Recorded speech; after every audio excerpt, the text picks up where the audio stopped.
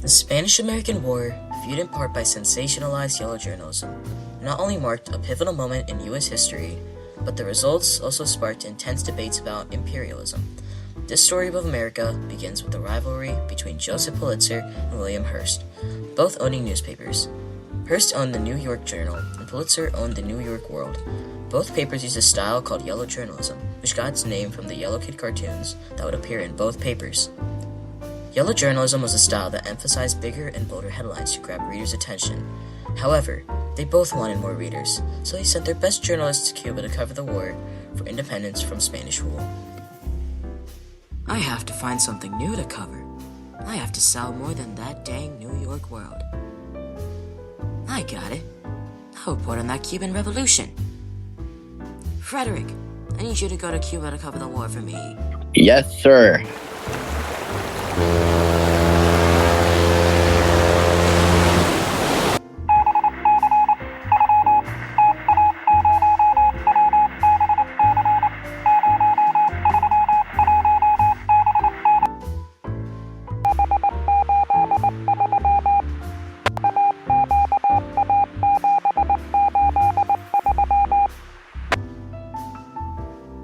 Frederick was right.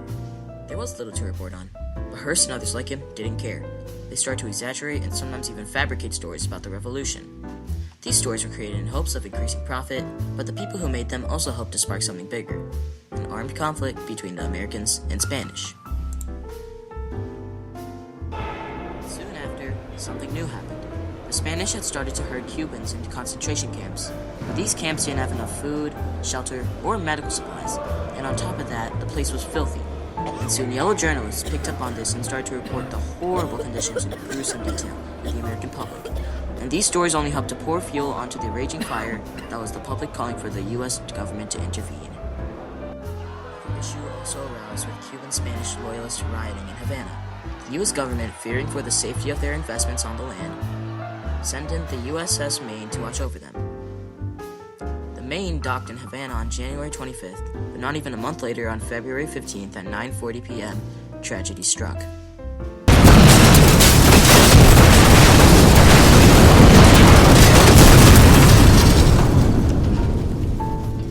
This event, along with the journalists blaming the Spanish for the explosion, caused even more support from the public for war with the Spanish.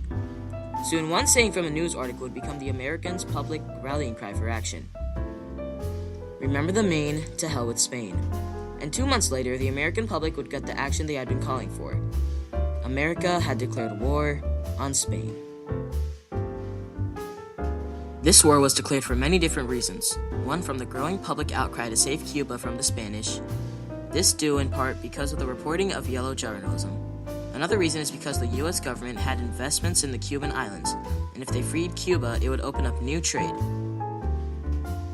The war was one of the shortest wars in American history. It was also with the least casualties, with only 2,000 U.S. deaths, and much of that was from disease rather than battle. And after 4 months, the Spanish called for a truce. The meeting to discuss this truce would be held in France.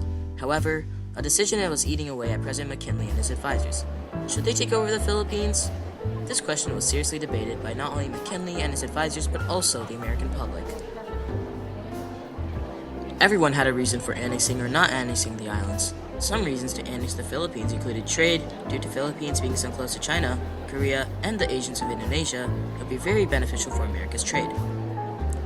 Another reason for some is because some saw the Philippines people as Orientals that belonged to the Malay race, and therefore incapable of governing themselves.